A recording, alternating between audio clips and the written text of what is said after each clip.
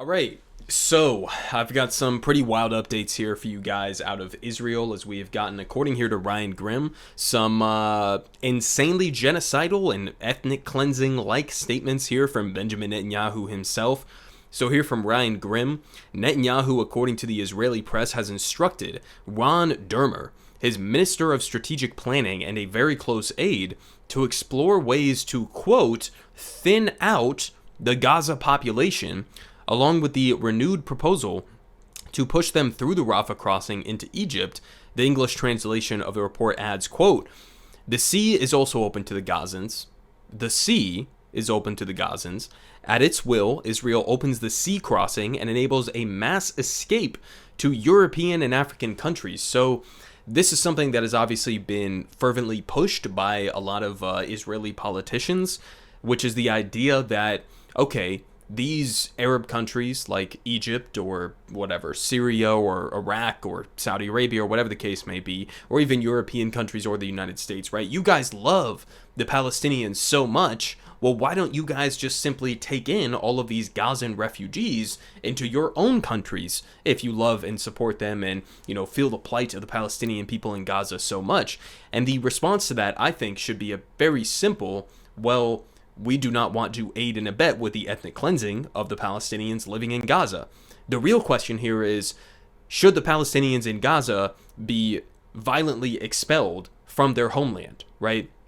And keep in mind, a lot of the people in Gaza are already refugees or the descendants of refugees from the original 1948 Nakba, where over 700,000 Palestinians were forced from their lands. Many of the Palestinians in Gaza experience that directly, or their parents or their grandparents experience that directly. So the idea that, like, okay, if you support the Palestinians, you should support Israel mass expelling them from the Gaza Strip and into a bunch of different various countries around the world, that's called ethnic cleansing. That's exactly what that is. And you have language here that is used by Netanyahu, right, to thin out the Gaza population. What this reminds me of is the very, very frequently used phrase of mowing the lawn, which is something that Israelis have used over the last number of decades, right? They go in and they bomb the Gaza Strip and they kill a bunch of civilians and they say, okay, well, we're mowing the lawn, right? We're keeping them in check, right? These barbaric animals, we're keeping them in check, right? That's what this kind of language reminds me of, right? And also saying, the sea is open to Gazans. Jesus fucking Christ, right? This is the latest language that we are getting out of the, higher echelons of the Israeli government. And we still have people in the United States, in Israel, around the rest of the world, who are doubting the idea that the goal of Israel right now is genocide, is ethnic cleansing of the Palestinian people. It doesn't get much more direct than this, right? What more would you ask for?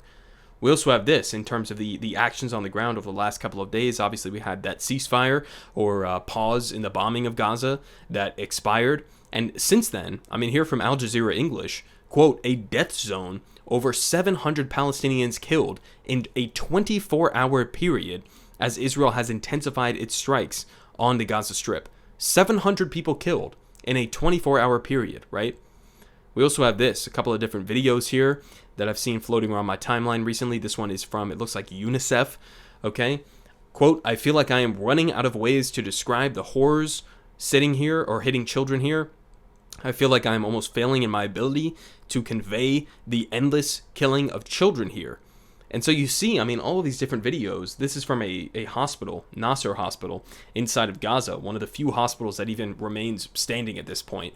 We've had a vast majority of hospitals that have been entirely disabled so far. I think it's roughly at this point like 29 out of 37 hospitals that have been disabled as a result of this Israeli siege and bombing and offensive invasion of Gaza. And you see results like this. The few remaining hospitals in Gaza are at the brink, the brink right now, with how many people they are overloaded with, especially innocent men, women, and children disproportionately. Keep in mind, half the population of Gaza is children. And this is another example of that here. The dialogue translated into English. This was a young child, I believe her name is Alma, who was basically stuck under the rubble after an Israeli bombing campaign. And her family was stuck with her. And this girl, as you can see here, she's 13 years old, right? And you have some of these rescuers who are going to try to save her and save her family.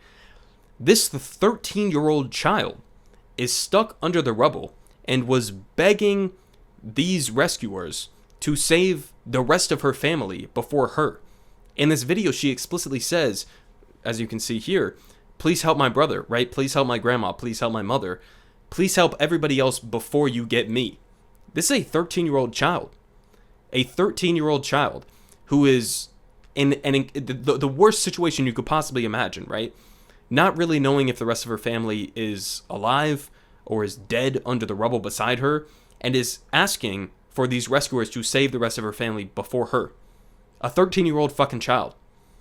I mean, if this doesn't hit you directly in the center of your heart, then I don't know what to say. I mean, you can see her coming out of the rubble here and trying to help these rescuers to find where the rest of her siblings and her mom and her grandma might be.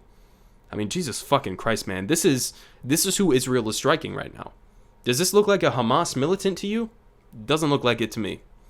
We also have this here, more trauma that the Palestinian children in Gaza are facing right now. So here we have a child, a number of different children who are, obviously it looks like they were directly implicated in one of these different bombing campaigns. One of them says, they killed my father and my brother. They're searching through the rubble to try to find the rest of their family members. I mean, what do you say about this, man? There's one aspect of this, which is obviously the sheer amount of children who have been killed as a result of this Israeli bombardment. I mean, I've seen estimates as high as 8,000, 9,000 children who have been killed so far. But even those children who make it out alive, like these ones, right? What about the trauma that they are subjected to as a result of this? If your entire family is killed, right? If you have friends who are killed, and you see this happening in front of you, your home's destroyed, your community destroyed, flattened to the ground, what does that do to a child? I mean, seriously, the mental anguish, the trauma that comes as a result of that is totally unimaginable to, I think, any American, right? And then people turn around and they wonder, like, well, why do we have this cycle of violence, I mean, I've seen recent statements that I covered on this channel from, like, the former head of Shin Bet, an Israeli intelligence service, for example, where he literally came out and he said, in 4 to 5 years, we're going to be fighting the sons of the people who we are killing right now. And people wonder why there is this cycle of violence. Well, this is why, I mean, seriously, I posed the question to you guys, right? What would you do if you were in this kind of a situation? Where you're 10 years old, you're 11 years old, 12 years old, whatever the case may be. Your family is being slaughtered around you. You barely make it out of the rubble alive. Your friends, your family, your community has been utterly destroyed. What do you do in that kind of a situation, right? Destroyed by an occupying power that has been occupying your people for decades and decades and decades, with complete impunity and backing and supplies and diplomatic cover from the world's most powerful country, the United States of America. What do you do in that kind of a situation? We also have here from Ryan Grimm an aspect that I don't think has been talked about enough. He says, gut-wrenching, disease is ravaging Gaza, and Motaz, Bissan, and other courageous journalists whose coverage has captivated the world are close to being killed by the new Israeli assaults. We have two different layers here. Number one is the amount of journalists who have been killed as a result of this Israeli bombing. I'll touch on that here in a second. But also we have the disease aspect of this, right? Because throughout this bombing, at first, remember, it started out, okay, we're going to mostly target the northern portion of the Gaza Strip, flee to the south if you want to be safe. And then it turned into, okay, we're launching a second massive offensive into the south of Gaza, into places like Khan Yunis and the rest of this area. And so you have to squeeze into this tiny little portion inside of the south of Gaza if you want to be safe, even though it's a mirage, it's a delusion at this point. There's nowhere that is safe from Israeli bombardment and their invasion forces inside of Gaza. And so you've gotten to a point where you have such a condensed population, which was already before this October 7th and previous, after that invasion, right? What was already one of the most densely populated places on the face of the planet inside of Gaza. And you are squeezing them into a more and more tight place, okay? As at the same time as you are cutting off their access to reliable water and food and fuel and medical supplies and all of that. And so you have this added aspect here where not only are bombs raining down on your head, but also you have the prospect of disease spreading, right? Outbreaks of whatever disease it may be, cholera or diarrhea. We've seen a significant uptick in that, as horrific as it may seem when I say that kind of a thing. But that's the reality that people are facing. And we could end up in a couple of weeks from now seeing more people even dying from diseases than they are dying from the actual bombing campaign, right? And of course, we have the added aspect of the journalists who have been killed so far during this bombing campaign. I want to read a couple of these, right? These are some of the people who have been on the ground actually giving us a perspective and a story in terms of the Palestinians and what they have been going through. Here from Bisan, she says, "I no longer have any hope of survival like I had at the beginning of this genocide, and I'm certain that I will die in the next few weeks or maybe days. I have been sick with severe viral infection for days, and I cannot move from the mattress.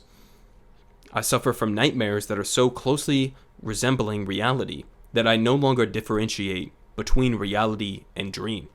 I live in a world other than the one that I claim to be building. I'm a community activist who lived on the fantasy that the world was free and just, and I sought to bring rights not only to my people but to many men and women in third world countries. I was shocked that I was not from the third world. Indeed, we're the most humane and moral, yes, because the world approves, supports, and finances the genocide that we are being subjected to."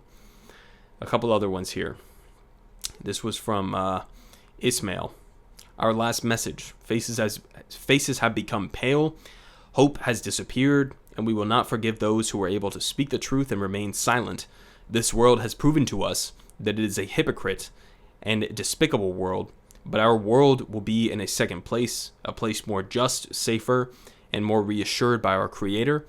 We congratulate you on your martyrdom, people of Gaza. May Allah bless your souls, and may curse be upon you, you hypocrite world." And we had a couple other ones here that I'll link down in the description. This one especially stuck out to me from Motaz. This has been one of the journalists who I've been closely following throughout this and relying on direct reporting from on the ground.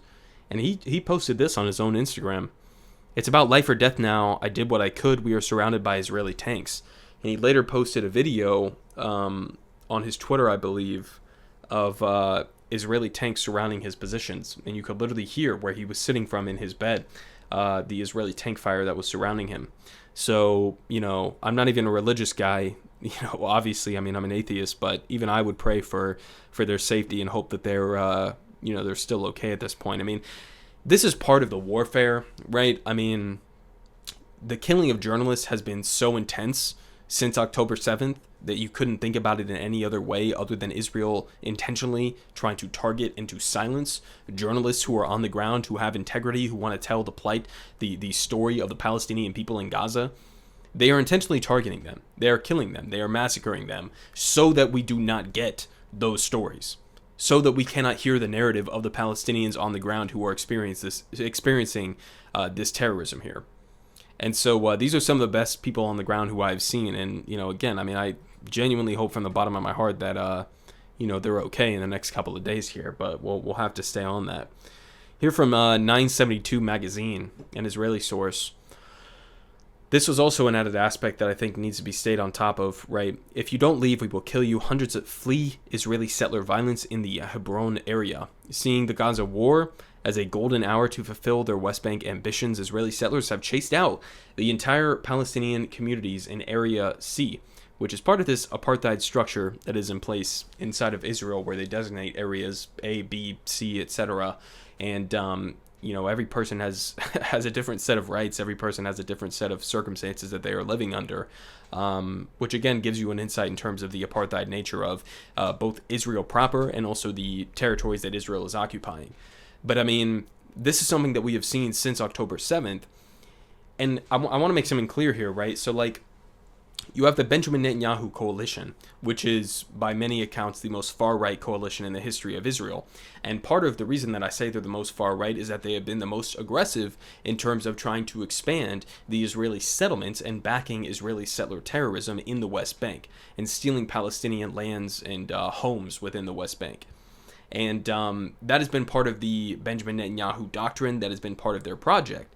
And that was part of the reason why I think that the Hamas attack on October 7th was as successful as it was, is because you had so many troops, so many security forces who were diverted towards the West Bank instead of being on the border of the Gaza Strip, that it led to basically the attack that we saw being as widespread and intense as it possibly was. Now, on top of that, since October 7th, you have seen a dramatic escalation in terms of the violence directed towards Palestinians in the West Bank. You have seen people arrested for social media posts. Now, I don't mean social media posts where they're saying, go Hamas, I hope that as many Jews die as possible, right? We're talking about social media posts with people just expressing like the bare minimum sympathy with Palestinians in Gaza, as you could possibly imagine, right? You know, it is illegal in many parts of the West Bank to even fly the Palestinian flag, right? You could be a child who is holding a rock in their hand, and you suddenly get arrested and picked up by Israeli security forces, and then you are detained under indefinite detention and administrative detention, and you could be in prison for years and years and years without ever actually being convicted or given due process or a lawyer or anything like that, right? So we've seen a dramatic escalation in the violence in the West Bank from settler terrorists that are backed by the government of Israel, as well as directly from the government of Israel itself. And sort of using this crisis since October 7th as a guise, as a sort of window of opportunity for them to expand their control in the West Bank and to crack down in the most authoritarian and dystopian ways you could possibly imagine. We also had this, as pointed out by Human Rights Watch here. Satellite imagery reviewed by HRW shows that orchids and greenhouses and farmland in northern Gaza have been razed to the ground since the beginning of Israel's ground invasion, compounding concerns of dire food insecurity and the loss of livelihood. I mean, look at this, right? October 15th to November 24th. You're seeing the wiping out of farmland here, right? Now, are you going to try to turn around and tell me that, Hamas was beneath that greenhouse? Hamas was beneath this farm here that was growing food for Palestinians? That's the case that we're going to try to make here? I mean, this has been turned essentially into a desert. We also had this here from Ettinger-Mentum, right? All of our missiles, ammunition, precision-guided bombs, all of the airplanes and bombs, it's all from the U.S. The minute that they turn off the tap, you can't keep fighting. You have no capability. Everyone understands that we can't fight this war without the United States, period. So again, kind of giving you the implication that the United States knows, as much as it wants to pretend like, well, this is Israel's war, we have no control over this, we're giving mild suggestions to Israel, and we hope that they follow in accordance with that. The United States of America has more leverage over the government of Israel than any country on the face of the planet, okay? If the United States decided to actually leverage our military aid, $3.8 billion that we give to them on an annual basis, if we were going to leverage that aid that we give to them and say, you cannot be striking, civilian targets in the way that you are right now with these weapons that we're giving you, if we were to cut off that aid entirely, this war would end tomorrow, literally tomorrow. It could take one phone call from Joe Biden to end this slaughter of Palestinian civilians in one day. That's not an exaggeration. We also had here that I thought was interesting from Lloyd Austin, who was obviously the head of the Pentagon here in the United States, a guy who previously was sitting on the board of directors for Raytheon, which gives you an indication in terms of the corruption in the U.S. government here and the military-industrial complex. But even he said that Israel is heading towards a, quote, strategic defeat as Palestinian civilians are devastated. So even somebody like Lloyd Austin is coming out and admitting that the amount of Palestinian civilians who have been slaughtered and displaced and traumatized as a result of this Israeli offensive, that is not even, an advantage for them on the battlefield.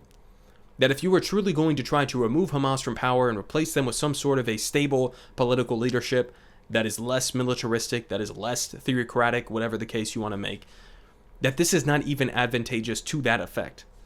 That if you are going to conduct this much terror bombing, this much slaughter of innocent Palestinians, that is going to be a strategic defeat for you on the battlefield. It's not going to be effective in the long run. So I thought that was an interesting statement there, even from a guy like Lloyd Austin. And I'll finish off here with this.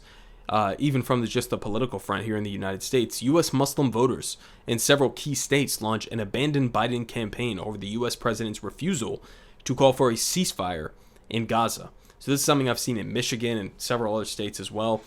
This could legitimately, obviously like the Muslim American coalition in the United States, it's not the greatest coalition, right? It's not massive necessarily, when compared to other groups like evangelicals or whatever the case may be. But this is something that could legitimately change the election results in 2024. And, I've said this before in previous videos. I think that the Joe Biden administration knows this to some extent. I have the hiccups right now. But I'm pretty sure that the Joe Biden administration understands this to a large extent. And this is why they try to pretend like they care about the innocent civilians in Gaza that are being massacred right now, right? There was an article that came out, I think it was from the Washington Post recently, that, it was almost like a laughable joke, right?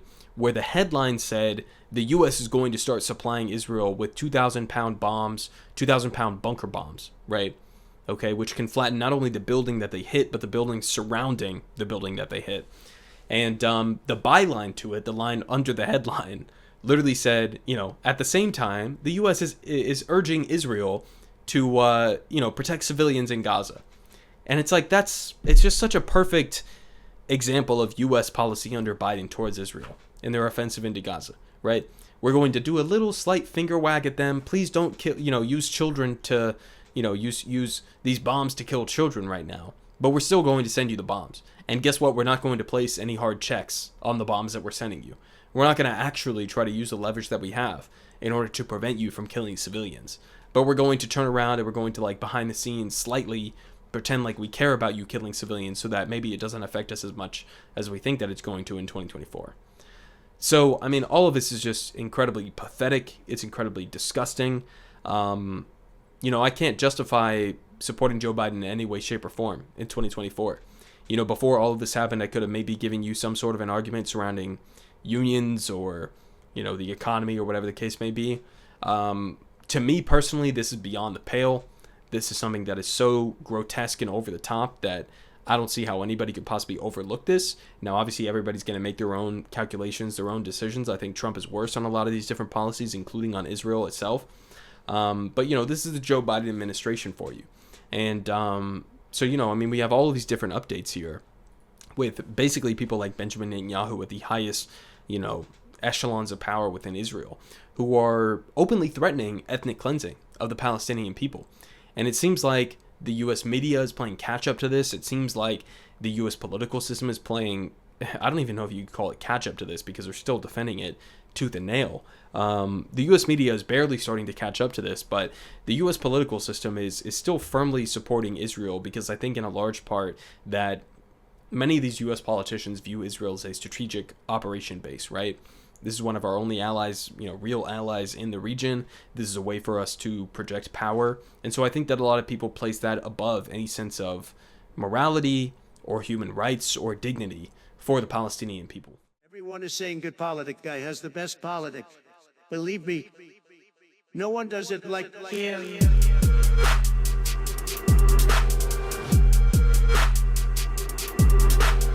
Believe me. Everyone is saying